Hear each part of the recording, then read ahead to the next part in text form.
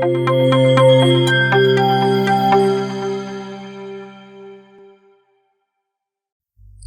दोस्तों, बहुत बहुत स्वागत है आपका इकोनॉमिक्स हिंदी विद मैथ में। तो आज की वीडियो में हम करने वाले हैं सांख्यिकी का क्षेत्र। ठीक है, ये क्लास 11th की माइक्रो इकोनॉमिक्स की TR जैन बुक से ये क्वेश्चन, ये टॉपिक है। आप वहां से आपको जो है बुक में ये मिल जाएगा, आपका फर्स्ट चैप्टर में ये टॉपिक मिल जाएगा, सांख्यिकी का क्षेत्र। तो चलिए आज की वीडियो शुरू करते हैं और देखते हैं आज हम सांख्यिकी का क्षेत्र और साथ ही सांख्यिकी की सीमाएं। ठीक है, हम सांख्यिकी के बारे में पढ़ रहे हैं तो हम दो चीजें इस वीडियो में देखने वाले हैं। पहले हम सांख्यिकी का क्षेत्र समझेंगे, उसके बाद सांख्यिकी की सीमाएं समझेंगे। तो ये दोनों ही टॉपिक बहुत ज्यादा इंपॉर्टेंट है आपके एग्जाम के लिए। इनमें से कोई भी टॉपिक आ सकता है क्योंकि सांख्यिकी का क्षेत्र काफी बड़ा कॉन्सेप्ट, यानी काफी जो बड़ा टॉपिक है और साथ ही जो है इसकी सीमाएं भी काफी इंपॉर्टेंट है। तो चलिए वीडियो को शुरू करते हैं और देख लेते हैं ये क्या चीजें हैं, किस प्रकार से हम इसको समझते हैं। ठीक है, अगर आपने चैनल को सब्सक्राइब नहीं किया है तो जल्दी से कर लीजिए और साथ ही बेल आइकन दबा लीजिए। और अगर आपको जो है ये सारी deeply part by part video देखनी है तो आप चैनल में जाकर देख सकते हैं। पूरा सिस्टमैटिक तरीके से प्लेलिस्ट बना रखी है और साथ ही जो है चैनल पर आपको जो है माइक्रो इकोनॉमिक क्लास 11th की और साथ ही 12th की भी पूरी जो है चैप्टर 1 से लेकर के 12 तक, यानी जितने भी चैप्टर है सारे कंप्लीट करा रखे हैं, पूरा कोर्स करा रखा है। आप वहां पर जा सकते हैं, अपनी फ्री ऑफ कॉस्ट पूरी स्टडी कर सकते हैं। तो चलिए आज की वीडियो शुरू करते हैं और यहाँ पर देख लेते हैं सांख्यिकी का क्षेत्र। सांख्यिकी का क्षेत्र, ठीक है, तो क्षेत्र की बात करें सांख्यिकी में यहाँ पर क्या होता है, सबसे पहले यहाँ पर विवरण पढ़ लेते हैं सांख्यिकी के बारे में। क्या है कि ये कह रहा है आज के युग में जो है सांख्यिकी का महत्व जो है बहुत अधिक बढ़ गया है। ठीक है, क्या हो गया, महत्व सांख्यिकी का बढ़ गया है क्योंकि सांख्यिकी क्या है, आपका संख्यात्मक तथ्यों का अध्ययन है। और जब तक संख्यात्मक तथ्यों का अध्ययन नहीं होगा तो हम भविष्य में होने वाली कुछ घटनाओं का पता नहीं लगा सकते, यानी कुछ जो है हम अनुमान नहीं लगा सकते भविष्य में क्या होगा। तो सांख्यिकी के माध्यम से हम कुछ हद तक जो है भविष्य में होने वाली चीजों का अनुमान लगा सकते हैं। उसके बाद हम क्या कर सकते हैं, ऐसा कोई क्षेत्र नहीं है जहां सांख्यिकी का जो है प्रयोग ना होता हो। ठीक है, विभिन्न क्षेत्रों में सांख्यिकी का प्रयोग होता है। सभी क्षेत्र जैसे कि बैंकिंग में होता है। ठीक है, बैंकिंग क्या करता है, बैंक भी अपने आंकड़े एकत्र करता है। उसके बाद राजनीति में होता है, राजनीति में चुनाव के आंकड़े एकत्र किए जाते हैं। उसके बाद आर्थिक अनुसंधान में होता है।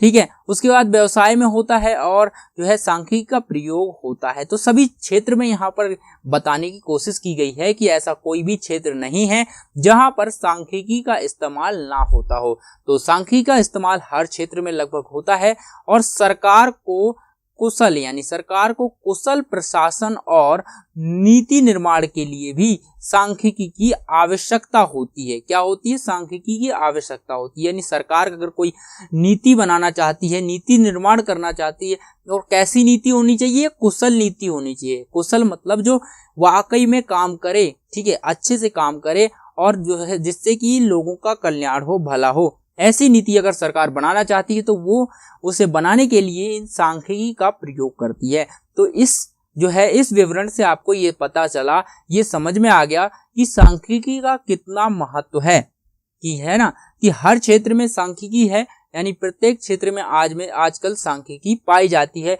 यहाँ तक कि सरकार को भी सांख्यिकी की आवश्यकता होती है। तो चलिए हम यहाँ पर और इसको डिटेल में और समझते हैं और सांख्यिकी की बात करते हैं। सबसे पहले हम सांख्यिकी की बात करें तो यहाँ पर हम सांख्यिकी के क्षेत्र को मुख्यतः 3 भागों में बांट सकते हैं। तो चलिए देखते हैं हम 3 भाग वो कौन कौन से हो सकते हैं सांख्यिकी के। तो पहला भाग है हमारा, यहाँ पर हम 3 भागों में सांख्यिकी को बांट सकते हैं। पहला है कि प्रकृति। क्या है, यहाँ पर सांख्यिकी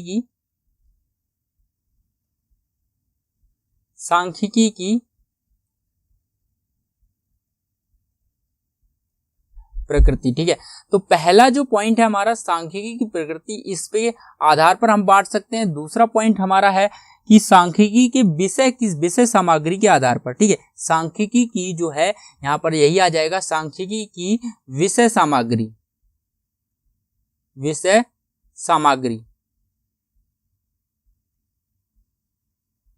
ठीक है, तो सांख्यिकी की विषय सामग्री के माध्यम से हम इसको बांट सकते हैं। पहला हो गया हमारा प्राकृतिक के आधार पर, दूसरा हम विषय सामग्री के आधार पर। नंबर 3, तो हम सांख्यिकी को मुख्यतः 3 भागों में बांटते हैं। ठीक है, कौन सा हो गया, यहाँ पर हमारा सांख्यिकी की प्रकृति और सांख्यिकी यहाँ पर विषय सामग्री के रूप में, और तीसरा जो है हम जो पढ़ेंगे इस वीडियो में, मैंने आपको बताया शुरू में वीडियो को बताया क्या है, सीमाएं।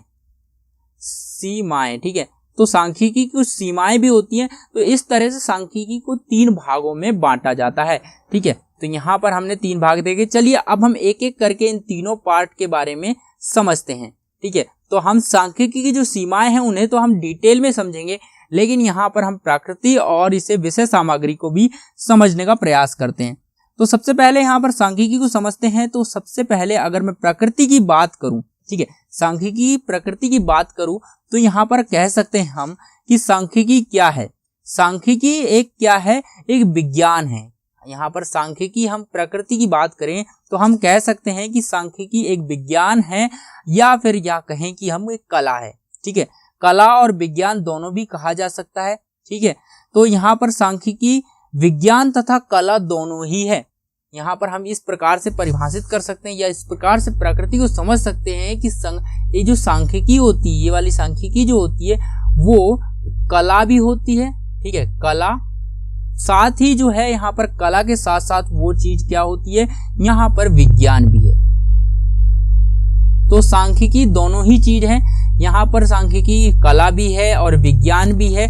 प्रकृति के अंदर सांख्यिकी प्रकृति में यही होता है कि सांख्यिकी क्या है, एक कला है, एक विज्ञान है। ये दोनों ही चीजें होती हैं। ठीक है, जैसे कि हम जिस प्रकार से हम सांख्यिकी यानी विज्ञान में आंकड़ों को एकत्र करते हैं, उसी प्रकार से हम सांख्यिकी में आंकड़ों को एकत्र करते हैं। जैसे कि कला है, सांख्यिकी का यूज, जैसे यहाँ पर कला, हम कोई आर्ट बनाते हैं, कोई भी चीज बनाते हैं। ठीक है, कला, कोई भी अद्भुत चीज बना देते हैं तो वो हमारी कला है। ठीक है, तो यहाँ पर क्या है, आर्ट एक कला है। यहाँ पर क्या है, कला है। सांख्यिकी अब कैसे कला हो सकती है, अब ये समझने वाली बात है। सांख्यिकी कैसे कला हो सकती है कि एक सांख्यिकी संख्यात्मक तथ्य हमारे पास है। अब उनके माध्यम से हम क्या करते हैं, भविष्य में होने वाली घटनाओं का पता लगाते हैं और बहुत सारे अंदाजे लगा सकते हैं कि आगे क्या होने वाला है, क्या हो सकता है, उसका अनुमान लगाया जा सकता है। तो ये क्या है, एक कला है। तो यहाँ पर एक प्रकृति के रूप में सांख्यिकी होती है, दूसरा यहाँ प्रकृति की सांख्यिकी यानी प्रकृति क्या होती है इसकी, एक तो कला के रूप में हो जाती है, दूसरा विज्ञान के रूप में हो जाती है। तो आई होप यहाँ पर क्लियर हो गया ये क्या चीज होती है। अब उसके बाद हम विषय के रूप में देख लेते हैं, विषय सामग्री। अब ये भी काफी इंपॉर्टेंट होता है। ये पता है, ये वाला जो क्वेश्चन है विषय सामग्री, ये 1 नंबर या 2 नंबर में पूछा जाता है। ठीक है, तो ये अच्छे से याद कर लीजिए, इसकी परिभाषाएं भी पूछ ली जाती हैं। तो हम इसको समझने का प्रयास करेंगे कैसे ये होता है। तो यहाँ पर सबसे पहले देखिए, इसके 2 भाग होते हैं, यानी इसको 2 भागों में बांट दिया जाता है। तो 2 भाग कौन कौन से होते हैं, यहाँ पर हम समझते हैं। 2 भाग, पहला है हमारा विवरणात्मक सांख्यिकी। ठीक है, पहला है विवरणात्मक। ठीक है, तो विवरणात्मक सांख्यिकी पहला हो गया विवरणात्मक, और दूसरा जो है हमारा यहाँ पर जो है निष्कर्षात्मक। ठीक है, निष्कर्षात्मक यानी जो निष्कर्ष निकलता है। ओके, तो यहाँ पर निष्कर्षात्मक है, तो ये हो गया हमारा निष्कर्षात्मक।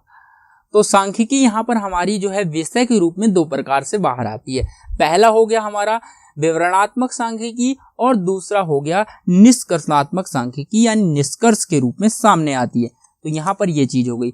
अब देखते हैं विवरणात्मक सांख्यिकी क्या होती है। तो विवरणात्मक सांख्यिकी से क्या होता है, विवरणात्मक सांख्यिकी से अभिप्राय उन विधियों से होता है जिनका प्रयोग आंकड़ों के संकलन, ठीक है, आंकड़ों का संकलन, प्रस्तुतिकरण, ठीक है, प्रस्तुतिकरण, विश्लेषण और में किया जाता है। तो 3 प्रकार से अगर हम सांख्यिकी का प्रयोग करते हैं, जैसे कि आंकड़ों को संगठन करना, यानी आंकड़ों को, जैसे मान लीजिए यहाँ पर मैं एक एग्जांपल लेते हैं, यहाँ पर मैंने ये बना दिया और इसके अंदर आंकड़ों को हमने लेके आए इधर से, इसके अंदर मैंने पर्ची बनाई, उसमें लिख दिया और डाल दिया इसके अंदर। ठीक है, जैसे ही ये हो गया, उसके बाद प्रस्तुतिकरण। अब मैं क्या करूंगा, इन पर्चियों को निकालूंगा, उसके बाद में यहाँ से बढ़िया से एकदम जहाँ पे इस तरह से हम क्या करूंगा, प्रस्तुतिकरण करूंगा। मैं क्या कर सकता हूँ, प्रस्तुतिकरण कर सकता हूँ। कैसे कर सकते हैं, यहाँ पर इस तरह से मैं, जैसे स्कूल के आंकड़े हैं तो स्कूल के आंकड़े अलग कर लूंगा, यहाँ पर जो है किसानों के आंकड़े हैं वो अलग कर लूंगा। उसके बाद यहाँ पर जो है और आंकड़े हैं, मतलब कहीं जो है चुनाव के आंकड़े हैं वो एक अलग कर लेंगे। तो इस प्रकार से जो हम क्या करेंगे उसका अलग अलग कैटेगराइज कर देंगे, यानी उनको अलग अलग हम उसको करेंगे। उसके बाद हम उसको प्रस्तुत कर सकते हैं, ठीक है। हम प्रस्तुत कर सकते हैं मतलब उसको दूसरों को बता सकते हैं कि आंकड़े प्रस्तुत कर सकते हैं। जैसे कि कोई आया पूछने, यहाँ पर कोई आता है पूछने, तो हम उसको बता सकते हैं कि भाई हमारे पास पुराने आंकड़े हैं, ये देख लीजिए, ये हमारे पास पुराने आंकड़े हैं और ये हमारे इस चीज के आंकड़े हैं, ये इस चीज के आंकड़े हैं। इस तरह से हम उनको बता सकते हैं, पूरी डिटेल इसको समझ में आ जाएगा, ठीक है। तो ऐसे हम जो है यहाँ पर विवरणात्मक यानी उसका विवरण दे सकते हैं, ठीक है, और उसका विश्लेषण भी कर सकते हैं। इनका देखिए औसत प्रतिशत सब निकाल सकते हैं, इनका भी औसत प्रतिशत सब निकाल सकते हैं, इनका भी औसत प्रतिशत सब निकाल सकते हैं। तो इस प्रकार से हम औसत प्रतिशत निकाल के हम इसका क्या कर सकते हैं, विश्लेषण कर सकते हैं और पता लगा सकते हैं कि आगे जो है यहाँ पर जो है यहाँ पर क्या होगा। ये जैसे कि मान लीजिए यहाँ पर कौन से आंकड़े, स्कूल के आंकड़े थे, स्कूल में कितने बच्चे थे, कितने बच्चों ने एडमिशन लिया, इस प्रकार से अगले साल कितने, मतलब लगभग उसका अनुमान लगा सकते हैं, ठीक है। तो यहाँ पर क्या है, फिक्स नहीं हो सकता, अनुमान लगा सकते हैं और वो अनुमान गलत भी हो सकता है, ये फिक्स नहीं है, लेकिन आसपास हो सकता है उसके, ओके। तो यहाँ पर यही चीज है विवरणात्मक यानी विवरण के रूप में कि सांख्यिकी एक प्रकार से क्या करती है, विषय के रूप में हमें विवरण देती है। तो आई होप यहाँ पर विवरणात्मक सांख्यिकी आपका क्लियर हो गया। अब देखते हैं निष्कर्षात्मक, ठीक है। निष्कर्षात्मक सांख्यिकी क्या होती है, निष्कर्षात्मक सांख्यिकी में क्या होता है, यहाँ पर जो है ये सांख्यिकी से क्या अभिप्राय है, हम क्या कह सकते हैं कि निष्कर्षात्मक सांख्यिकी को हम इस प्रकार से समझ सकते हैं कि उन सभी विधियों से होता है, ठीक है। ऐसी कौन सी विधि है, उन सभी विधियों से जिनके द्वारा किसी प्रतिदर्श के अनुसार यानी प्रतिदर्श के अनुसार या आधार पर जो है समग्र जनसंख्या, जो भी जनसंख्या होती है समग्र वाली, यहाँ पर क्या कर सकते हैं, संबंध में हम निष्कर्ष निकाल सकते हैं, ठीक है। जैसे ये क्या कहना चाह रहा है यहाँ पर, इसका मतलब ये है, चलिए हम इसको अच्छे से समझने का प्रयास करते हैं। यहाँ पर कह रहा है कि अगर निष्कर्षात्मक सांख्यिकी की बात करें तो यहाँ पर उन सभी विधियों से होता है। ऐसी विधियां होती हैं, वो विधियां होती हैं जिनके अंदर क्या होता है, जिनके अंदर जो है जिनसे प्रतिदर्श के आधार पर समग्र या जनसंख्या, समग्र किसे कहते हैं, जनसंख्या को कहते हैं, ठीक है। समग्र, अब मैं शब्द यूज कर रहा हूँ तो आप कंफ्यूज नहीं होना, समग्र का मतलब होता है जनसंख्या, ठीक है। तो जनसंख्या, यहाँ पर मैं जनसंख्या बोलता हूँ ज्यादा आसान रहेगा। तो जनसंख्या क्या है, जनसंख्या के संबंध में हम निष्कर्ष निकाले जाते हैं। तो यहाँ पर क्या है, जैसे कि प्रतिदर्श, निष्कर्षात्मक यहाँ पर सांख्यिकी। अब देखिए यहाँ पर मैं आपको बहुत ही इजी तरीके से इसको समझाता हूँ, क्योंकि यहाँ पर अगर ये आपको समझ में, ऐसे अगर आप बुक की लैंग्वेज से पढ़ते हैं तो ये काफ़ी मुश्किल हो जाता है आपको समझने के लिए। तो मैं आपको एक बहुत ही इजी तरीके से एग्जाम्पल के माध्यम से समझाने का प्रयास करूँगा कैसे ये काम करता है। तो सबसे पहले हमें करना क्या है, यहाँ पर देखिए, यहाँ पर निष्कर्षात्मक सांख्यिकी की बात कर रहे हैं, ठीक है। तो यहाँ पर हमने क्या किया, यहाँ पर ये देखिए, मान लीजिए ये खेत है, ठीक है, ये यहाँ पर क्या है, खेत है और यहाँ पर अनाज उगता है। अब यहाँ पर अनाज उग रहा है और यहाँ पर एक व्यक्ति है। अब ये व्यक्ति है, ठीक है, अब ये व्यक्ति है, ये कैसा व्यक्ति है, इसको आंकड़े चाहिए। यहाँ पर ये जो है यहाँ पर आता है खेत में, गांव में जाता है और खेत देखता है। अब भाई खेत देखता है, अब इसको खेत देख के तो कुछ पता नहीं चलता है, बहुत ही कम जानकारी मिलती है, लेकिन काफी जानकारी मिल जाती है। फसल उग रही है, अच्छी है, फसल को चेक करता है, ठीक है। उसके बाद ये किसान यहाँ पर जाता है इस खेत के मालिक, ये खेत है तो यहाँ पर खेत के मालिक के पास जाएगा। यहाँ पर एक खेत का मालिक है, अब ये खेत के मालिक के पास जाता है और यहाँ पर इससे पूछताछ करता है, भाई आज तुमने कितना इसमें कितना पैसा लगाया है, कितना उपज, क्या बीज लगाए हैं, वो सारी चीजें, और कितना आपको खर्च आया है, उसके बाद आपको जो है इसको बेचने पर कितना मुनाफा हो जाता है, ये सारी चीजें ये इससे पूछ लेता है। तो ये जो पूछने वाला व्यक्ति है, ये जो पूछने वाला व्यक्ति है, इससे प्रतिदर्श कहते हैं। क्या कहते हैं, यहाँ पर जो है इसे कहते हैं प्रतिदर्श। तो इस व्यक्ति को क्या कहेंगे, प्रतिदर्श। और जिस प्रकार से ये पूछ रहा है, ठीक है, जिस प्रकार से ये आया और इसने पूछा, तो इस प्रक्रिया को क्या कहते हैं, ठीक है, इस प्रक्रिया को प्रतिदर्श विधि कहते हैं। आंकड़े एकत्र करने की जो प्रक्रिया है इसे प्रतिदर्श विधि कहा जाता है। तो आई होप यहाँ पर आप क्लियर हो गया होगा कि प्रतिदर्श विधि क्या होती है। ठीक है, विषय सामग्री, हम यहाँ पर देखिए बहुत सारे शब्द आ जाते हैं, वो हमें समझने पड़ते हैं। अगर आपने बहुत सारे शब्द हैं, अगर उनको नहीं समझा तो आप कंफ्यूज हो जाएंगे, तो आपको कंफ्यूज नहीं होना है। यहाँ पर मैं एक एक चीज आपको बता के चलूंगा कि क्या है। यहाँ पर प्रतिदर्श की बात की गई है, जो व्यक्ति ये काम करता है आंकड़े एकत्र करने का, उसे प्रतिदर्श कहा जाता है।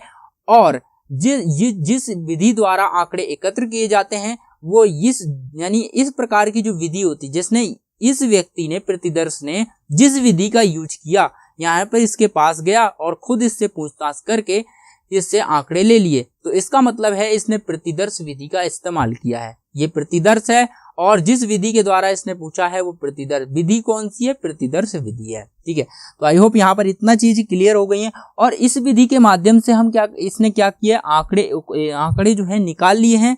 ठीक है, किस निष्कर्ष के संबंध में आंकड़े निकाले हैं। कैसा निष्कर्ष निकाल लिया कि अगले साल क्या उत्पादन हो सकता है।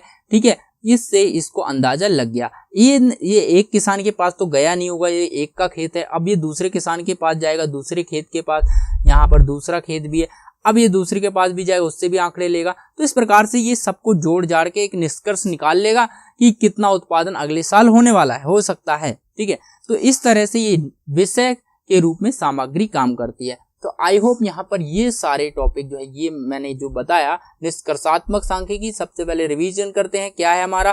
पहले था हमारा सांख्यिकी की प्रकृति होती है कला और विज्ञान के रूप में होती है। ठीक है, सांख्यिकी की प्रकृति के अंदर हम सांख्यिकी को क्या कह सकते हैं?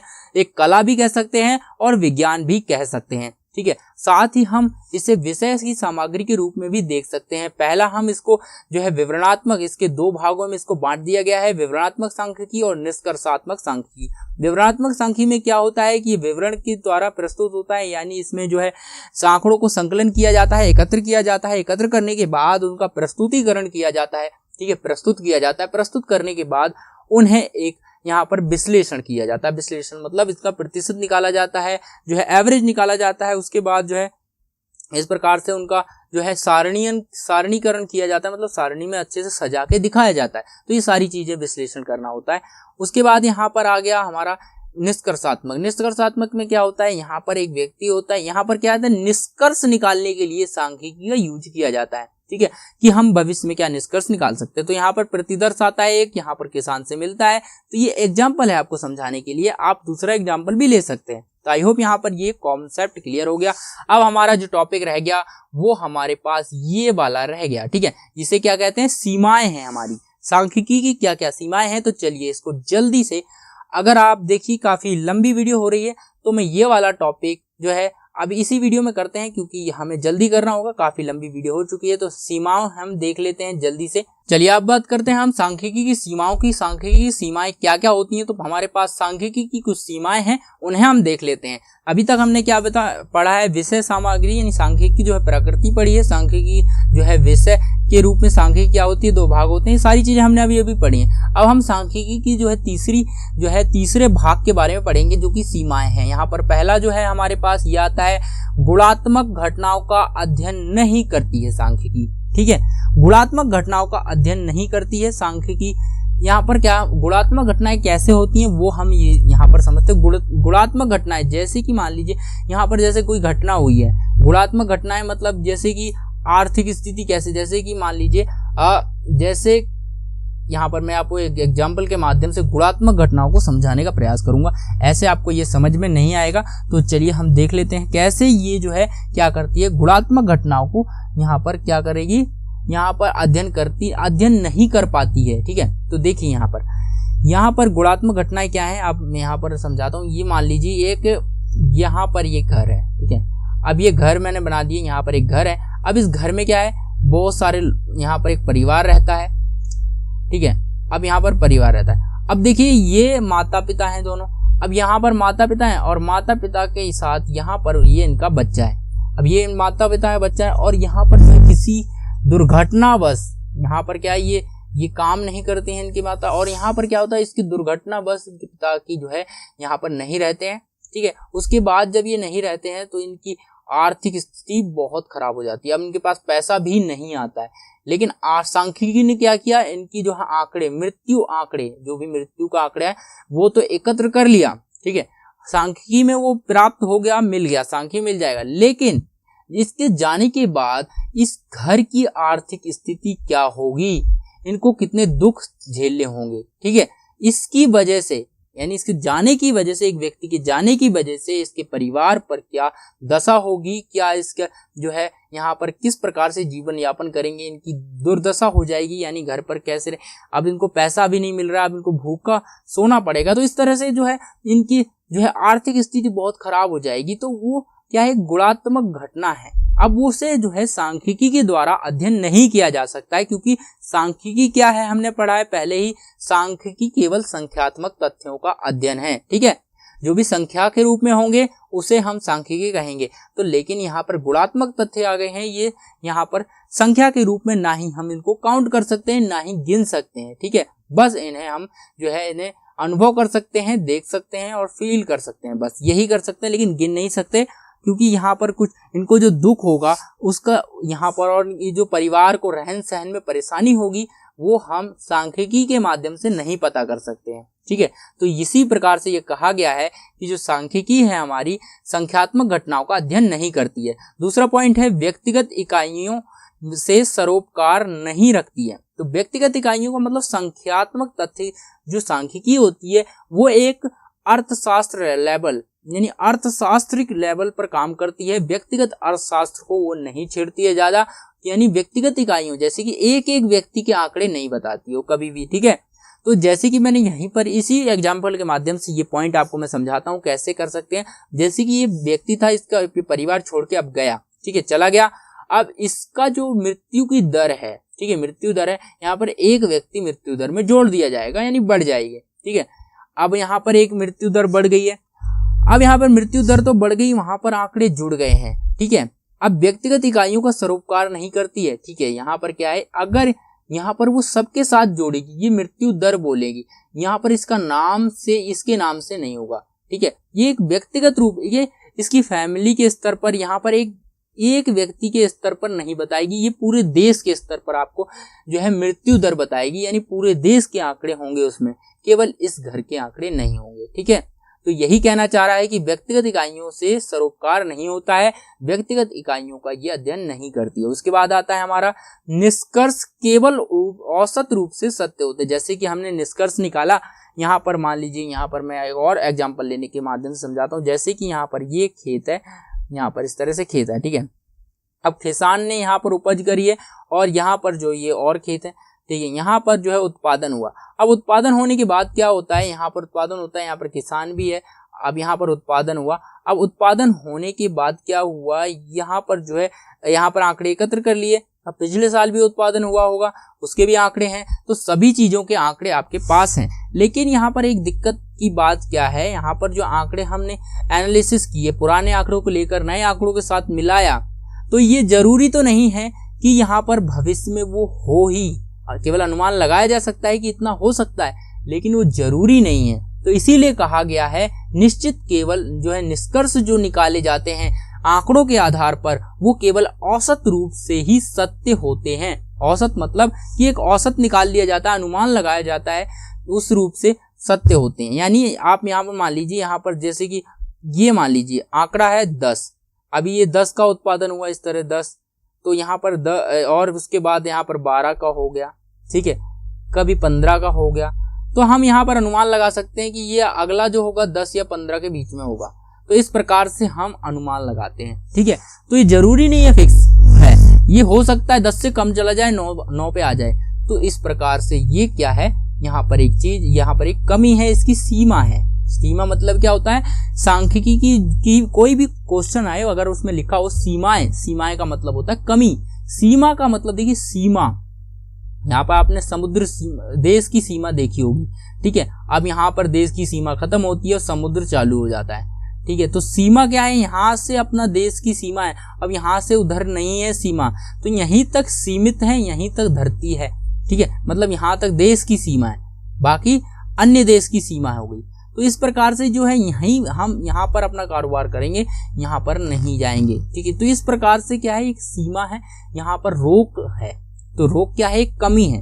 तो यहाँ पर ये सांख्यिकी की सीमा है, ये कमियां हैं इसकी कि गुणात्मक तथ्यों का घटनाओं का अध्ययन नहीं करती है, जैसे कि भावनाओं का अध्ययन नहीं करेगी, व्यक्तिगत इकाइयों की सरोकार नहीं करती है, एक एक व्यक्ति से का अध्ययन नहीं करेगी, निष्कर्ष और केवल औसत रूप से सत्य होंगे, और साथ ही जो है केवल विशेषज्ञ ही इसका सर्वोत्तम प्रयोग कर सकते हैं। बिल्कुल सही बात है, आम व्यक्ति सांख्यिकी का प्रयोग नहीं कर सकता है क्योंकि उसे ज्ञान ही नहीं होता कि किस प्रकार से सांख्यिकी का उसका उपयोग करना है।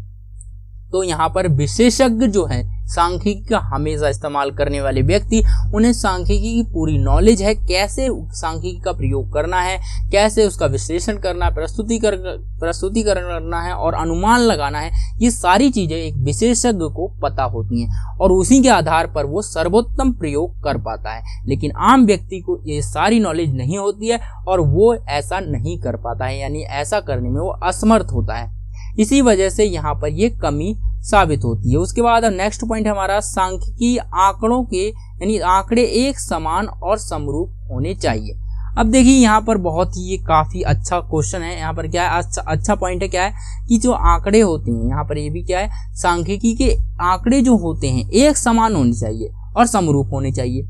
एक समान और समरूप मतलब एक जैसे आंकड़े होने चाहिए। मान लीजिए आपने कहीं आंकड़े एकत्र करे, अब इसको ये मान लीजिए घर के मृत्यु दर के आंकड़े हैं और आप इसको किसान उपज से मिला रहे हैं, यानी उत्पादन की दर, उत्पादन के आंकड़ों से आप मृत्यु दर के आंकड़ों को मिलाएंगे, मिक्स करेंगे उसमें, तो ना तो आपको समझ में आएगा ये किस चीज की बात हो रही है और ना ही आपको निष्कर्ष मिलेगा, तो बहुत सारी प्रॉब्लम हो जाएगी। तो इसीलिए यहाँ पर कहा गया ये सीमा है, क्या है कि सांख्यिकी के आंकड़े एक समान होनी चाहिए। ठीक है, ये क्या है कि सीमा एक समान होनी चाहिए। जब भी आप समझ सकते कि अगर आपके पास किसान यानी खेत के आंकड़े हैं या फिर आपके पास उत्पादन के आंकड़े हैं, तो उत्पादन के आंकड़े अलग होने चाहिए। यहाँ पर आप कैटेगराइज कर देंगे कि ये जो है उत्पादन के आंकड़े हैं, यहाँ पर आपके जो है मृत्यु दर के आंकड़े हैं, यहाँ पर आपके पास जो है विकास के आंकड़े, कितना विकास हुआ है, तो सारी चीजें सबके आंकड़े आपके पास होने चाहिए और वो भी अलग अलग होने चाहिए, तभी इसका प्रयोग हो सकता है। और समरूप होने चाहिए, एक जैसे होने चाहिए। ठीक है, तो यहाँ पर ये मिक्स नहीं कर सकते हम, इसीलिए यहाँ पर ये सीमा है। अब सांख्यिकी का दुरुपयोग हो सकता है। अब देखिए सांख्यिकी का बहुत ज्यादा जो है दुरुपयोग भी किया जाता है, क्योंकि सांख्यिकी के माध्यम से जो भविष्य में क्या निर्णय होगा उसका अनुमान लगाया जा सकता है। ठीक है, अनुमान लगा लेते हैं, अनुमान के माध्यम से वो जो है भविष्य में उसका दुरुपयोग कर सकते हैं। ठीक है, तो इस तरह से यहाँ पर जब हमें पहले से कोई चीज पता चल जाती है तो हम उसका दुरुपयोग कर सकते हैं, उसका फायदा उठाने की कोशिश करते हैं। ठीक है, तो इसी प्रकार से यहाँ पर इसका दुरुपयोग भी हो सकता है। यहाँ पर ये सांख्यिकी की सीमा है। तो हमने कितनी सीमाएं पढ़ी, यहाँ पर हमने 2, 4 और 6 सीमाएं पढ़ ली हैं। कौन कौन सी हैं, देखिए गुणात्मक, यहाँ पर गुणात्मक जो है घटनाओं का अध्ययन नहीं करती है सांख्यिकी, साथ ही व्यक्तिगत इकाइयों का सरोकार नहीं करती है, यानी व्यक्तिगत इकाई का अध्ययन भी नहीं करती है। निष्कर्ष केवल औसत रूप से सत्य होते हैं। ठीक है, पूरी तरह सत्य नहीं होते, केवल विशेषज्ञ ही इसका प्रयोग कर सकते हैं। ठीक है, सांख्यिकी आंकड़े एक समान और समरूप होने चाहिए, ये शर्त हो गई है इसकी। सांख्यिकी दुरुपयोग हो सकता है, सांख्यिकी का क्या है दुरुपयोग हो सकता है। और इसके अलावा आप देख रहे हैं जितने भी यहाँ पर पॉइंट हैं, इसके अलावा भी बहुत सारे पॉइंट हो सकते हैं, वो आप देख सकते हैं, बहुत सारे पॉइंट हो सकते हैं। आपके बुक पढ़ेंगे तो आपको वहां पर मिल जाएंगे। जैसे कि यहाँ पर केवल सांख्यिकी क्या होती है, केवल संख्यात्मक तथ्यों, और भी मैं आपको बता देता हूँ कौन कौन से पॉइंट हो सकते हैं। जैसे कि सांख्यिकी क्या करती है, संख्यात्मक तथ्यों का अध्ययन करती है, यानी केवल संख्यात्मक तथ्यों का अध्ययन करेगी। जैसे कि मैंने कहा कि गुणात्मक तथ्यों का अध्ययन नहीं करेगी, तो सांख्यिकी इसका अध्ययन करेगी, संख्यात्मक तथ्यों का अध्ययन करेगी और केवल समूहों का अध्ययन करेगी। अगर आंकड़े समूह में हैं तभी वो आंकड़ों का जो है अध्ययन कर सकती है। ठीक है, यहाँ पर और क्या क्या है, औसत रूप से सत्य होते हैं, ये मैंने आपको बता दिया। ठीक है, यहाँ पर गलत निष्कर्ष निकलते हैं, ये भी आपको मैंने बता दिया विशेषज्ञों द्वारा, और इसका दुरुपयोग भी संभव है। तो यहाँ पर जितने भी मेन पॉइंट थे मैंने आपको बता दिए। अगर आपने ये 6 पॉइंट कर दिए तो आपको जो है फुल मार्क्स मिल जाएंगे। ठीक है, तो इसे वीडियो को ध्यान से देखें और पॉज करके आप इसे पॉइंट्स को लिख जरूर लें। ठीक है, तो आई होप यहाँ पर जो है ये वीडियो आपको जो है इस टॉपिक अच्छे से समझ में आ गए होंगे। अगर कोई भी डाउट है तो कमेंट करके पूछ सकते हैं। ठीक है, उसके बाद अगर आप पहली बार चैनल पर आए हैं तो सब्सक्राइब करना मत भूलिए और चैनल पर जो है बेल आइकन दबा दीजिए और वीडियो को अच्छी लगे तो लाइक करना जरूर। ठीक है, तो चलिए फिर मिलते हैं एक नई वीडियो में नए टॉपिक के साथ।